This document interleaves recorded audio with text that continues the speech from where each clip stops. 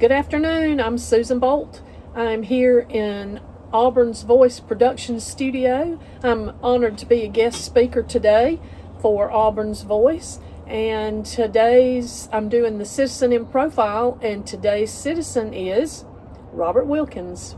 Welcome, Robert. Hey, Susan. It's so wonderful to see you again. You too. You too. I'm so honored to be able to talk to you today. Citizen in Profile's been added to the Auburns Voice library of productions. Mm-hmm. You have the Citizen's Minutes, you have the Be Informed section, and you have the Citizen Brief section. Correct. So I'm honored to be here. Thank you for having me. Well, I'm glad that you can ask me a few questions and see if I can answer them. That sounds great. So. Well, let's start off with you telling your audience how long you've lived in Auburn. Okay. Well, my wife and I came here July of 2015, so it's been actually going to be 11 years this July. Wow. And the studio production portion is our house. And this house was, my wife grew up in Auburn. And Okay. So this is our family home. And we're fortunate enough to be here and love the system. So tell me where you were born, Okay. and a little bit about your childhood. Okay. Well, I wasn't born in Alabama. I was born way across the sea in Germany. Okay. And my mother was German. Matter of fact, she came from Graz, Austria. And I was German, and I'm a naturalized US citizen. How about that? Yeah. So, but anyway, I came from Germany at the age 7 days before I turned 6, with my 2 half brothers and my first adopted father. Okay. Well, I understand that you like to work with kids. Tell me how that came about. Well, I lived in the. I was here for at age basically 6, and then within a year and a half, I ended up in a children's home in Selma, Alabama. It's called the Methodist Children's Home in Selma. So because of that, I always felt like I should give back. We used to do things like March of Dimes, and you put in quarters and dimes and all that. We did that same thing for what we called White Christmas at the children's home, and I was so fortunate to put money in there, and someone asked me at the church I was at, why are you giving money to yourself? I said, what a wonderful thing to do. I said, I love it. Yeah. And they said, but you're giving all your money that you get it takes like 2 or 3 months for me to fill the thing up. But I just love doing it. And, Well, that's awesome. yeah, and then Go ahead. Go ahead. And so what happened is I did a lot of speaking for the children's home. Okay. Went to different churches, and I was always fortunate when I went that we raised 2, 3, 4 times more money. Oh, nice. And but then after that, I wanted to do more. And when I lived in Montgomery, I was part of the Hugh O'Brian Youth Foundation. Hugh O'Brian, that was the actor, and he would come to Alabama and headed that, and then he wanted me to do 6 southern states in the Bahamas. So Wow. I just loved doing things, helping kids. It dealt with high school sophomores. It's the first time you can kind of have them taken away from their parents for a little while. And so Hugh thought that was the best age, and it was. Well, one of the things that I've noticed since we've been friends and I've known you, that you have an incredibly positive outlook. Tell me where that comes from and how you keep that going. Well, I think a lot of it was coming from Germany. My mother didn't get to come with us. She never was able to come. And so I was in the children's home, and I felt like I was kind of moved around, and I had a German accent. It's hard to believe with my hard southern. to believe, yes. And I spoke German and spoke broken English. Yes. But within a few years, unfortunately, I began to lose all that, which would have been nice to have kept another language. But by doing that, I just the children's home was the first home I really had where we had actually we had some food. We had something for Christmas. And I remember our first Christmas, they piled up things by my place there. We were by the tree, and there's 12 of us total in the house. And they had all these things. I said, who are these for? I thought it was for everybody. They said, no, those are for you. And I was lucky to get one present. Yeah. And so I began to understand the importance of love, of the feeling of people just caring for each other. Yeah. And so at that point, I said, I just want to do better. Yeah. Well, that's awesome. Well, you talked about your accent, and yes, you have lost that accent, obviously. But that brings me to a question about you speaking at City Council. I know you've done that quite a bit. Yeah. Tell me about that and what got you started speaking at City Council. Well, I had no intention of ever speaking at City Council because I think I do what a lot of people in Auburn and all cities do. We don't get involved, but when something happens, we get involved, and then we wonder why no one else will come and speak. And so what happened was, in this house here, we were doing short-term rentals and with Airbnb, and the reason we were doing it, it provided supplemental income. And we mainly did the football games, but we did some other things, you know, graduation, things of that nature. And we got to know the people that came, and so many of them were alumnus of Auburn, and they just loved the atmosphere because I've got a little deck here, we got a patio downstairs. Anyway, everything's set up for people to come, and they would bring the whole families. You know, there'd be grandmother, grandfather, father, mother, and maybe one or two of the children and the person that's graduating. So it was just a great atmosphere, and I learned to love Auburn through their eyes, actually. What's one of the things that you do love the most about Auburn? I guess it's people. I mean, There's a lot of people that agree with you on that. Yeah. I mean, I would say that, and just the beauty of the city. It is on the plains, you know, and I remember going to Auburn in '78 and '79, and it has changed, but at the same time, it's just still kind of like a small community, even though it has changed. So you do food and grocery delivery around the city of Auburn. Tell me a little bit about that and why you like that so much, and some insights that you've been able to gain by being exposed to all areas of Auburn. Okay. Well, the reason was I couldn't do Airbnb anymore. So because of that, I had to do something, because I have a lot of friends that wanted me to, you know, do some business ventures with them and so forth, but all that required leaving Auburn, or at least going, you know, being gone for 2 or 3 days. And my wife, she has MS, and we didn't know it at first, and then as it went along, we realized something was going on and she couldn't do things, and so it allowed me to have a total flexible schedule. If she has a couple of really tough days, it allowed me to go and stay home, and or she may have a bad morning, then I could go at night. It just gave me that flexibility. But what I learned a lot about is I've done 17,000 roughly deliveries in the last 5.5 years, 6 years. 17,000? Okay. Yeah, and I traveled, I vary the mileage from 2,500 to 3,500 a month. Wow.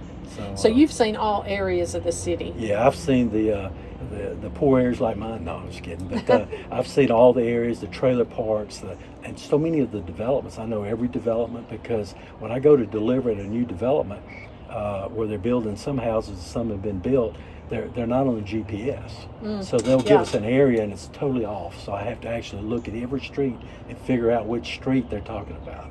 Wow. But lots, in the years I've been doing it, lots have changed. So. Well, I know that you have the channel Auburns Voice, and I've seen a lot of your videos there. Tell me what got you started doing these videos. What made you want to broadcast these and put them on YouTube? Well, it's simple. Our mayor had mayor's minutes, and he left out the citizens. And I couldn't at first. I was like, no. So I started going back in the internet on YouTube. Started going back to see if it was just 1 or 2 times, but I went back years, and I was like, why would you leave us out? Because citizens that we have at the end allows us to talk, and sometimes we do more talking than the rest of the program. I mean, the agenda. Right. And so I said, something's got to change, but I'm not going to recreate the meetings. Yeah. So I said, but if a citizen talks, unless we've had a few times where we've had 10 or 11, I actually had to cut Yeah. But most of the time I try not to cut, just to show them, and then the response that they give, I put at the end of each person that's got a response from the city council or the mayor or the city manager or something. And I feel like that it was important for people to understand the workings. Now, at first, I didn't know what it would do. I didn't know what it would create. I just knew that we citizens deserved more.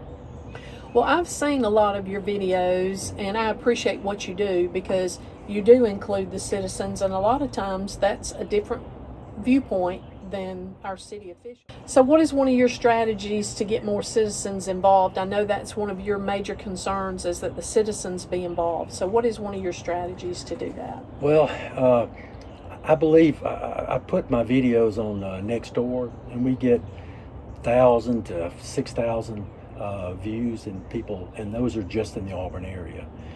So the awareness, and now I'm working hard at trying to get people to vote, to be a part of everything, and come to the meetings. And the people who don't feel comfortable, that they can still participate by letting us know how they feel and how they can be involved, because we want people to vote. We want people to have ideas and share those ideas, and we think that Auburn's Voice has been an avenue to do that. Well, you've also, if I'm correct, you've expanded the Auburn Voice library so that you don't just cover things that happen in the city of Auburn. You cover things that happen around the state that affect Auburn citizens as well as other people. Can you tell us just a little bit about maybe some of the topics briefly that you've covered?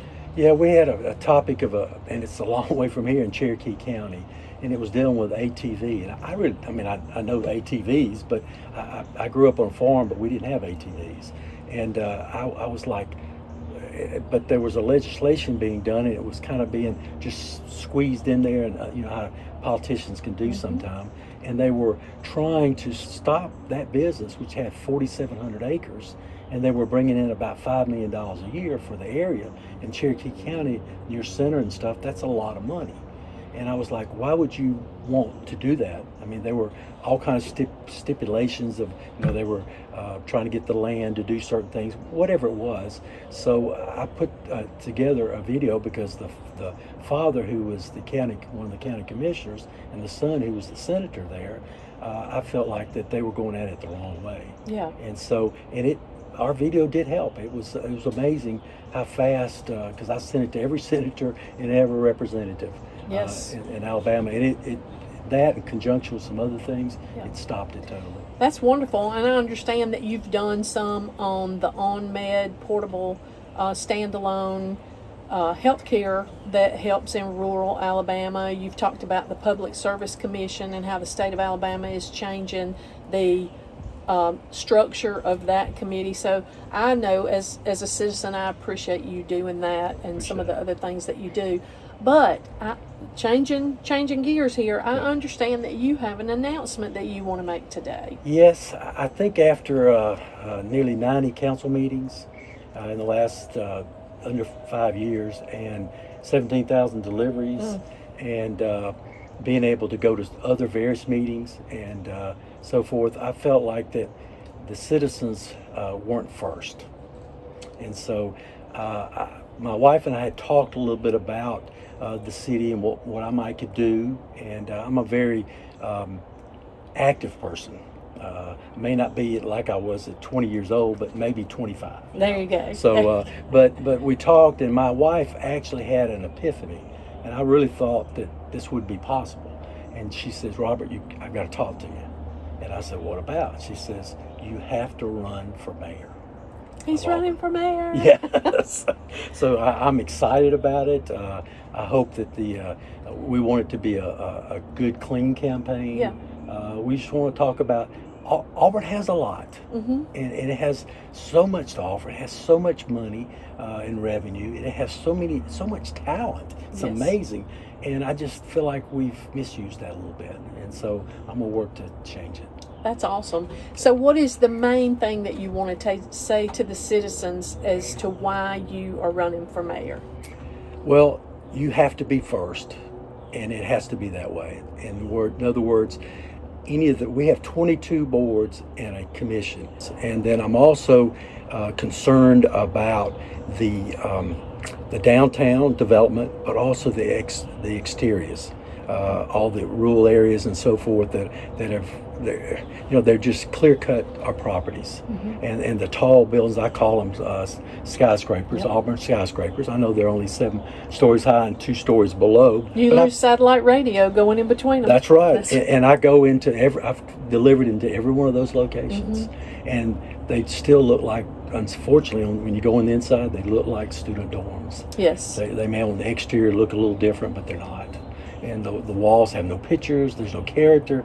It's just to me, it's a shame. But those 2 things, and then also just the things that people worry about. If the council doesn't feel that they want to deal with it, they ignore it. Yeah. And you can't ignore citizens. No. Because I think they forgot we're first. Citizens first. Now, when I get in there, I'm going to be second. I'm going to be with the council. So, but that's fine. I want them first. We will have a tremendous amount of citizen groups. The work sessions, things of that nature, will be done with the citizens. We believe citizens make it perfect. Right. So. Well, I'm excited to hear about your announcement. I'm excited. I look forward to calling you Mayor Wilkins. And I appreciate you letting me be a guest host today to introduce that decision. Thank you very much. Thank you. It's wonderful to see you again. Yes. I don't know why I'm shaking your hands. We've never shook hands before. We never have. That's okay. See y'all.